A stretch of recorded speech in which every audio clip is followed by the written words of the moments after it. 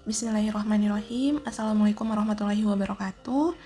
Baik rekan-rekan mahasiswa sekalian, kita lanjut ya pembahasan mengenai penelitian tindakan kelas atau PTK. Jadi pada video perkuliahan kali ini kita akan membahas tentang jenis-jenis dan model-model dari PTK.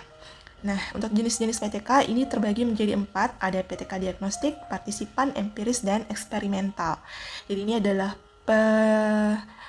jelasannya secara singkat untuk membedakan keempat jenis PTK tersebut. Pertama, kita membahas tentang PTK diagnostik ya. Nah, di sini kalau kita lihat ada kata kuncinya diagnostik atau diagnosa.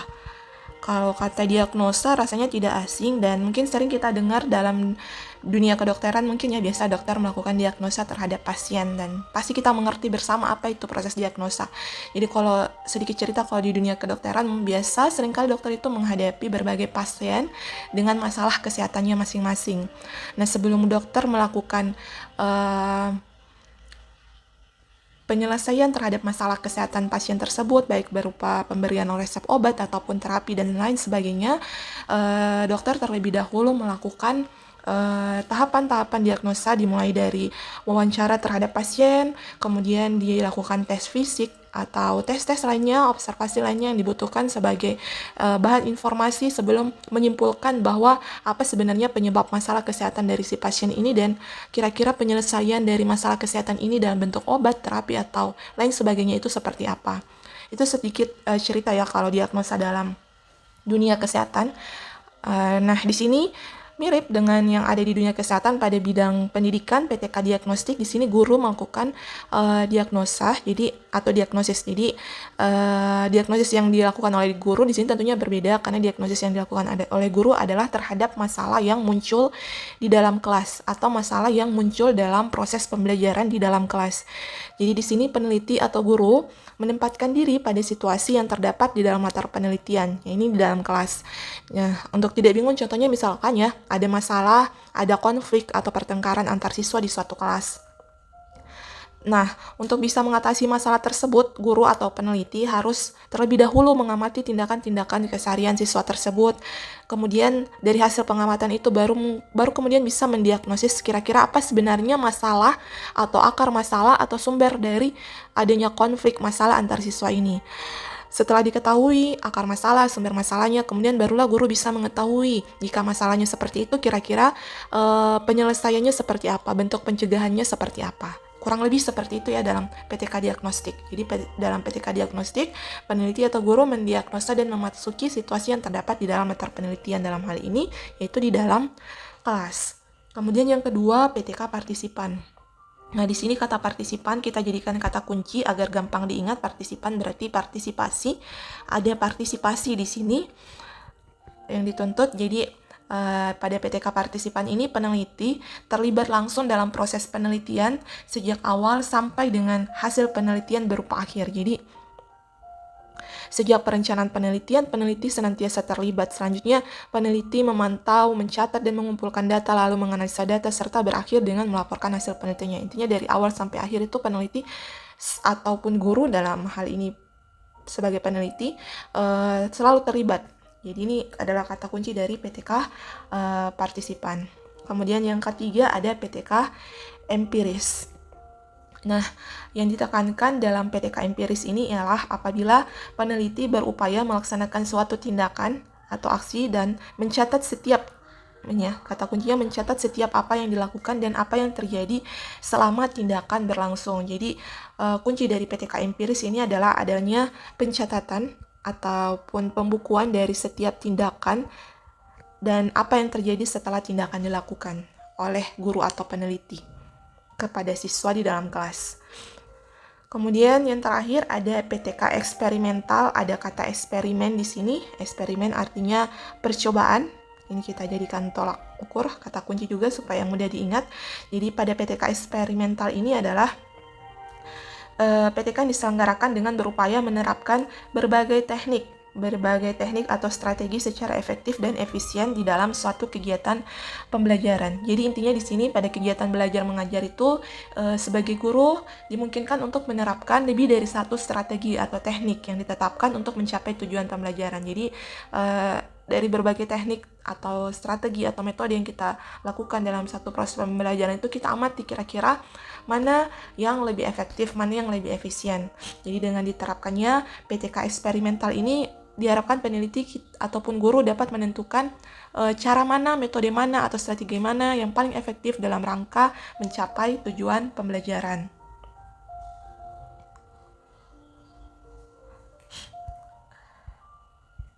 Oke, ini ada 2 contoh dari penelitian tindakan kelas ya, skripsi penelitian tindakan kelas.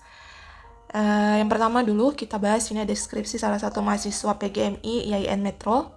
Judulnya adalah penggunaan model cooperative learning tipe picture and picture untuk meningkatkan hasil belajar siswa pada mata pelajaran IPA kelas 5-3 Metro tahun pelajaran 2019-2020. Nah, di sini kalau kita lihat permasalahan yang muncul dari judul ini adalah rendahnya hasil belajar siswa pada mata pelajaran IPA kelas 5. Jadi kemudian karena adanya masalah rendahnya hasil belajar siswa ini, guru kemudian berusaha memperbaiki atau meningkatkan hasil belajar tersebut dengan cara menggunakan model pembelajaran cooperative learning tipe picture and picture. Kemudian contoh yang kedua, ini salah satu mahasiswa PGMI juga dengan judul peningkatan hasil belajar siswa pada pembelajaran tematik dengan problem based learning di kelas 5-7 Aceh Selatan. Nah, di contoh yang kedua ini kita untuk judul penelitiannya bisa menggunakan tujuannya dulu. Jadi di sini ada kata peningkatan. Jadi agak berbeda dengan judul yang pertama. Ya, di sini kata awalnya itu tujuannya dulu. Jadi di sini masalahnya adalah hasil belajar juga. Jadi mungkin hasil belajar siswanya ini masih rendah, masih belum mencapai, banyak yang belum mencapai KKM mungkin, dan sang peneliti atau guru berusaha mengatasi masalah tersebut dengan menerapkan pembelajaran tematik dengan problem based learning. Jadi ini adalah dua contoh ya dari skripsi penelitian tindakan kelas mahasiswa PGMI di 2 kampus yang berbeda. Oke, selanjutnya kita membahas tentang model-model pada penelitian tindakan kelas. Jadi pada pelaksanaan PTK ini terdapat beberapa model yang dikembangkan oleh beberapa ahli untuk pelaksanaan PTK. Jadi seorang peneliti ataupun guru bisa memilih salah satu dari model ini disesuaikan dengan kebutuhan dan tujuan penelitiannya masing-masing. Jadi di sini dia ada 5 model. Yang pertama itu adanya model Kurt Lewin, kemudian ada model Chemist and McTaggart, model John Elliott, model Hopkins, dan terakhir adalah model McKernan. Oke, kita bahas pertama model dari Kurt Lewin. Jadi model ini merupakan salah satu model PTK yang paling populer atau sering digunakan oleh peneliti. Jadi model ini menggambarkan proses penelitian dalam siklus yang berulang, yang tahapannya terdiri dari 4 tahapan utama, dimulai dari perencanaan, tindakan, kemudian pengamatan atau observing, dan yang terakhir adalah refleksing. Dan tahapan ini terjadi dalam satu siklus yang berulang. Oke, jadi pertama dimulai dari tahap perencanaan atau planning. Jadi pada tahap perencanaan ini, peneliti melakukan perencanaan. Apa yang direncanakan? Tentunya banyak hal, mulai dari merencanakan rancangan pembelajaran, merencanakan rancangan pengamatan, kemudian merencanakan pedoman-pedoman observasi, wawancara, dan lain sebagainya. Setelah dari tahap perencanaan atau planning, kemudian peneliti lanjut ke tahapan pelaksanaan tindakan atau acting. Nah, pada pelaksanaan tindakan ini, guru ataupun peneliti melakukan hal-hal yang telah direncanakan pada tahap sebelumnya. Jadi segala sesuatu yang telah direncanakan pada tahap planning itu dilakukan pada pelaksanaan tindakan ini, pada tahap tindakan. Misalkan guru menerapkan strategi atau metode yang telah direncanakan dalam proses pembelajaran di kelas. Setelah proses tindakan, tahap selanjutnya, tahap yang ketiga, yaitu adalah tahap pengamatan atau observing. Jadi di sini guru mengumpulkan data pengamatan dari tindakan yang dilakukan. Jadi setelah melakukan tindakan, ada tindakan yang dilakukan oleh guru atau peneliti, kemudian diamati apa akibat ataupun dampak dari tindakan tersebut. Jadi mengumpulkan data-data, misalkan nilai siswa dari hasil penerapan suatu metode pengajaran ataupun bagaimana keaktifan siswa selama proses dilaksanakan suatu tindakan strategi pembelajaran dan lain sebagainya. Kemudian tahapan yang terakhir pada model ini disebut dengan tahap refleksi. Jadi tahap refleksi ini merupakan proses memberikan penafsiran terhadap proses perencanaan, tindakan, dan observasi. Jadi pada tahap ini, guru atau peneliti meninjau dari setiap proses yang telah dilaksanakan. Jadi ada 3 tahap yang telah dilaksanakan, mulai dari perencanaan, tindakan, dan observasi. Apakah terdapat kekurangan atau kelemahan yang memungkinkan peneliti untuk melakukan proses perencanaan kembali. Jadi refleksi ini adalah bagian dari akhir siklus dan menentukan keberlanjutan siklus berikutnya. Intinya di sini peneliti atau guru melakukan evaluasi kira-kira dari ketiga tahap yang telah dilaksanakan ini apa ada kekurangan kah, atau ada kelemahan, atau ada yang perlu diperbaiki, dan apakah tujuan dari penelitian ini sudah tercapai atau tidak. Jika memang ditemukan masih ada kelemahan misalkan dalam proses pembelajaran atau penerapan metodenya masih kurang, masih ada aspek-aspek yang belum maksimal, ataupun juga dilihat dari hasil observasi ternyata nilai siswa belum meningkat sesuai dengan yang telah direncanakan. Maka pada tahap refleksi ini peneliti akan memutuskan akan melanjutkan kembali ke siklus berikutnya atau tidak. Jika melanjutkan ke siklus berikutnya berarti dimulai lagi dari tahap perencanaan atau planning. Seterusnya kemudian ke tindakan dan observing, kemudian refleksi kembali. Jadi siklus ini akan berakhir jika tujuan penelitiannya sudah terpenuhi. Jadi jumlah siklusnya itu tergantung dari terpenuhinya tujuan dari penelitian yang ingin dilakukan oleh peneliti. Selanjutnya adalah model Chemist and McTaggart. Jadi model ini adalah model pengembangan dari model Kurt-Lewin.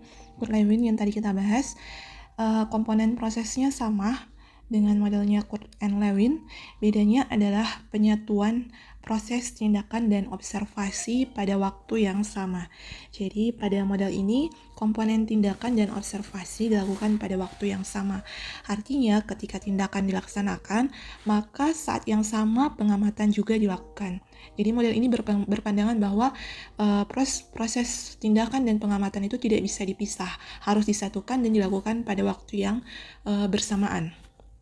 Jadi kemudian setelah adanya proses tindakan dan observasi yang dilakukan pada waktu yang sama, lalu selanjutnya hasilnya direfleksi. Kemudian kalau misalkan sama kayak prosesnya Kurt and Lewin, kalau misalkan masih terdapat kekurangan, hal-hal yang mau diperbaiki dan lain sebagainya, kita kembali lagi ke tahap awal di sini, masuk ke siklus yang kedua, namanya revise plan atau perbaikan rencana. Jadi kita melakukan perbaikan rencana berdasarkan hasil refleksi yang dilakukan pada siklus 1. Artinya rencana yang kita lakukan di sini merupakan hasil dari refleksi siklus sebelumnya, lalu dilanjutkan lagi setelah melakukan revisi rencana, dilanjutkan dengan proses tindakan dan observasi, kemudian terakhir dilakukan refleksi lagi. Jika hasilnya sudah sesuai berarti siklusnya berakhir, jika belum berarti lanjut lagi ke refresh plan yang kedua atau siklus yang berikutnya. Oke, yang selanjutnya model yang ketiga yaitu model John Elliott. Skema pelaksanaannya itu seperti pada bagian ini. Jadi model ini dia lebih fleksibel dan menekankan pada keterlibatan guru sebagai peneliti di kelasnya sendiri. Nah, siklus-siklus dalam model ini lebih adaptif. Jadi di mana guru dapat mengembangkan strategi pembelajaran secara langsung berdasarkan hasil dari refleksi. Ini bisa dilihat ya di sini, model John Elliott ini diawali dengan adanya ide awal, kemudian dikonfirmasi dengan adanya temuan fakta dari hasil observasi, kemudian dianalisis, lalu lanjut ke perencanaan umum, langkah tindakan, lalu diimplementasi apa yang direncanakan, kemudian dimonitoring implementasi dan efeknya, dampak dari tindakan tersebut. Kemudian jika ada kegagalan, apakah ada penjelasan tentang kegagalan implementasi? Jika ada, maka perlu dilakukan direfleksi lagi perencanaannya. Kemudian dilakukan perbaikan terhadap perencanaan langkah tindakan selanjutnya. Ini sudah masuk ke siklus 2, lalu diimplementasi langkah tindakan yang sudah direncanakan, lalu dimonitoring lagi. Jika ada kegagalan, dicek lagi apakah ada penjelasan dari kegagalan implementasi dari rencana dari tindakan yang telah diimplementasikan tersebut dan efeknya seperti apa. Lalu direview ide umum, kalau misalkan masih ada kekurangan dari implementasi tindakannya, kemudian dilakukan perbaikan rencana, langkah tindakan, lalu diimplementasi kembali, dimonitoring implementasi dan efeknya, dan kemudian penjelasan kegagalan jika memang masih ada kekurangan. Jika tidak, berarti siklusnya sudah berakhir. Jadi pada intinya pada model ini siklus berlangsung secara berulang ya. Jadi kegiatan refleksi dan perbaikan ini dilakukan secara terus-menerus. Jadi model ini sangat menekankan kolaborasi antara guru dan peneliti dalam meningkatkan proses belajar mengajar. Oke, ini adalah model yang ketiga yang dijelaskan, dan 3 model yang dijelaskan ini adalah model-model yang sangat sering digunakan oleh peneliti. Adapun 2 model lainnya itu sudah saya tidak jelaskan lagi. Intinya dari model-model PTK yang ada ini ada 5 opsi model yang tadi saya sudah paparkan. Diberikan ruang untuk peneliti atau guru untuk memilih, tentunya dengan pertimbangan kebutuhan penelitian, karakteristik siswa, dan tujuan yang diinginkan atau yang ingin dicapai. Dan poin penting yang harus diingat juga, diketahui bahwa PTK ini outputnya bukan hanya sekedar penelitian, tetapi PTK juga ini menjadi alat refleksi bagi guru untuk terus mengembangkan metode pengajaran, proses pembelajaran yang lebih baik di kelasnya. Cukup sekian untuk materi kali ini. Mohon maaf bila ada kekurangan. Wabillahi taufiq wal hidayah. Wassalamualaikum warahmatullahi wabarakatuh.